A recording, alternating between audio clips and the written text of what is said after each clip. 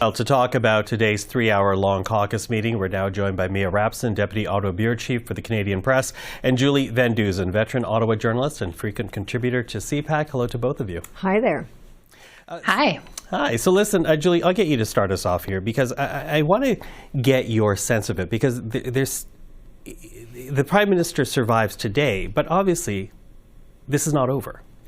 No, it's not over. You don't have 24 people signing a letter asking him to leave, and there's probably more people who are thinking of it.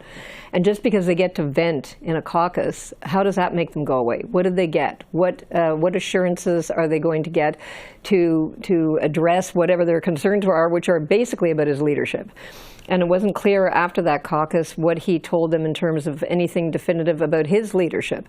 Some people, like he never talked coming out except to say the caucus is united. And when you asked MPs or ministers, is he staying? Well, I mean, I'll leave that to him. And so I'm thinking that maybe he said, okay, I'm listening to what you're saying. Let me reflect. Because as we talked about this earlier, there's a bit of a deadline to all this. A deadline too, because people are talking about October the 28th, which is already next week. But you know, when I think about what I heard today, it seems to me there's still reflection to be had, but we're still not entirely certain about a decision from the Prime Minister. Mia, what's your take on what took place today?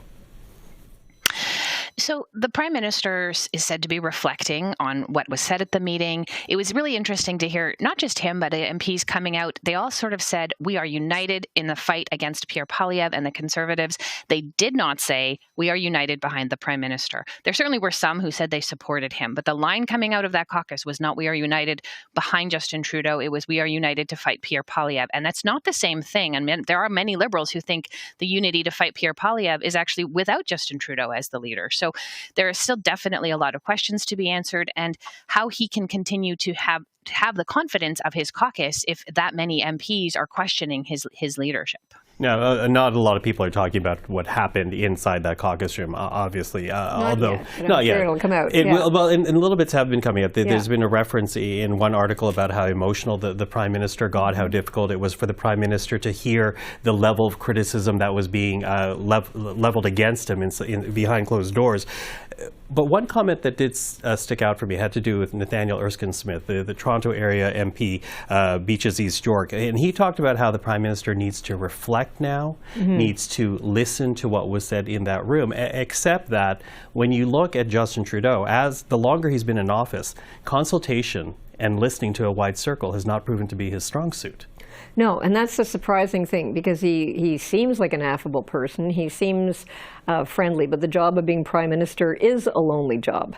And, a lot of decisions have to be made in consultation, but in the end, often you're the one making them on your own.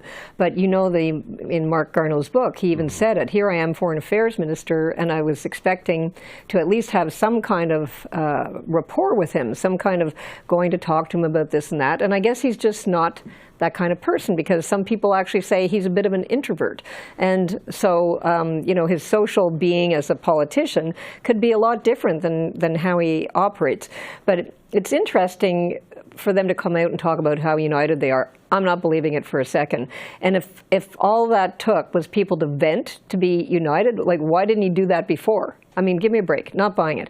Once you unsheathe the knives, which has just happened, and made him a very weakened leader, he's extremely weakened by this. It's hard to put the knives back, put them back in. You've taken them out, you shoved it in his back, and it's hard to put it back in now. Well, and that was going to be my next question about just how bad is this, not just for the Prime Minister, but for the party to be this disunited and publicly so, Mia.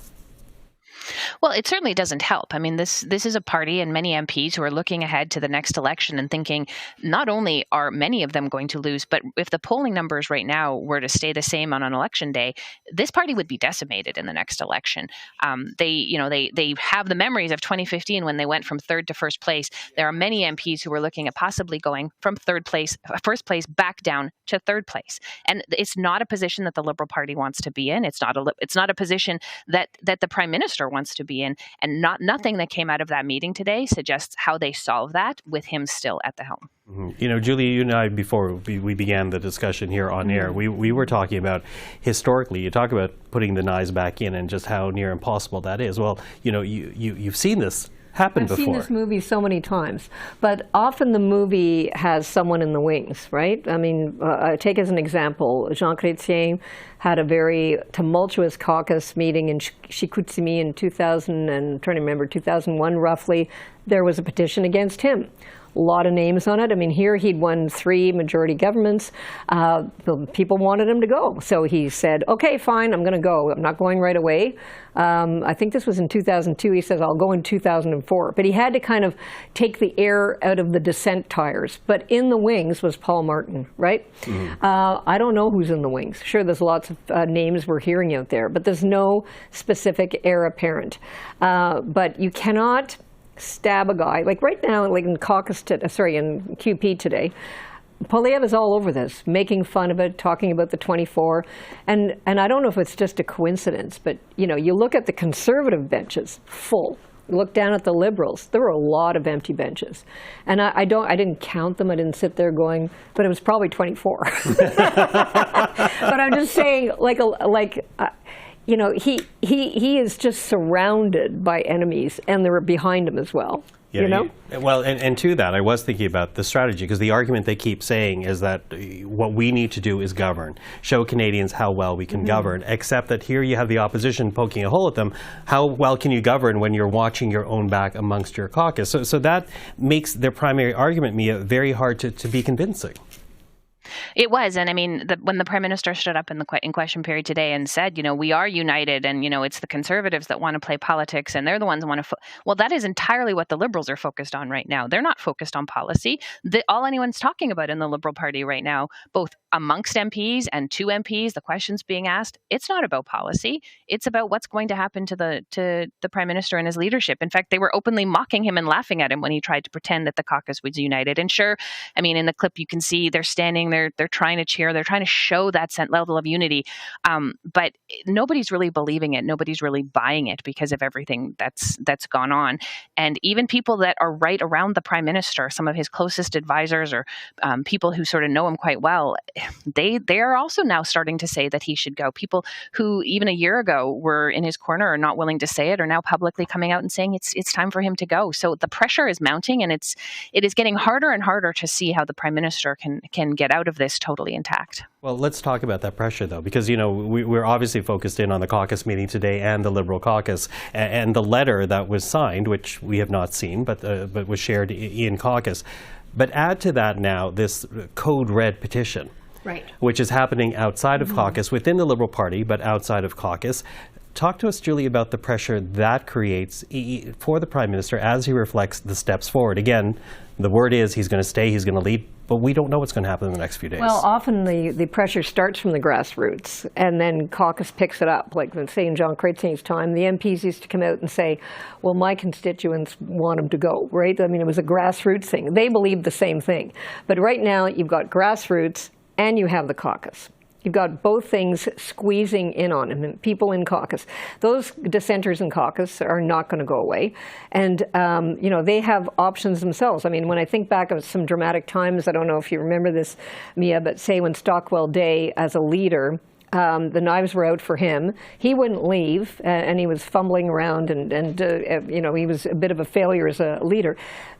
So I remember an MP saying to me, well, he's not going to leave us, we'll leave him. So a bunch of them, including Deborah Gray, Chuck Strahl, who recently died, moved to another part of the House. Like, they just left him.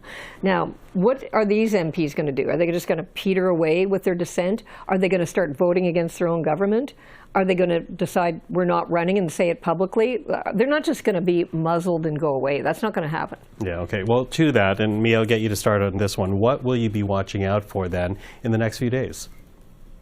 Well, if you take the Prime Minister and the MPs at his word that he said that he would reflect on what he heard at some point in the next not too distant future, he's going to have to make comments about this. He's going to have to answer questions either to his MPs or to reporters. He's going to continue to face questions about it in the House of Commons. If he truly does want to focus on governing, if he truly does want to focus on handling the issues that are important to Canadians, they have to find a way to put this behind them. And he can't do that simply by hiding lying and pretending that it's all just going to go away. So seeing how quickly he comes out and answers questions, whether he learned anything. I mean, you've heard from some MPs saying they wanted to know that he was listening, but this is about the third or fourth time those same MPs have said they need to hear that he's listening. Those MPs have spent the entire summer in their ridings hearing from the grassroots, from voters on the doorstep, who are many of them telling them, it's not that we don't necessarily want to vote for the Liberals, but we don't want to vote for Justin Trudeau. So that's the message they brought back. And he has yet to respond to that or shown any sign that he's going to do anything differently. And that's what the MPs are looking for. And that's what I'll be looking for, is if he does start to do anything differently. Well, everything is a Band-Aid solution. Like the talk about a cabinet shuffle, so big deal. We've seen enough of those to know they go nowhere. They want something to turn things around. And when you're 20 points ahead in the polls, or 19, whatever today's polls say, about Pierre Poilievre, and it's been like that for a year, how do you pull a rabbit out of the hat for that one? Nathan Erskine-Smith was talking about, like, we need an ad campaign. These guys are flooding the market.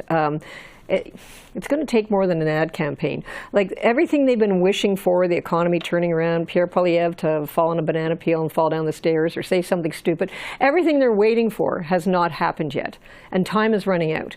I mean, I think everything is squeezing in on him, on the Prime Minister. And this show that we saw of people beaking off about him has made him a very wounded leader, and one that is being mocked. We saw the mocking today, and you're going to see a lot more mocking. I think his time ahead is very fraught, and you just can't undo what's been done. Well, we are watching. Julie, Mia, thank you very much for the time. Okay. Thank you.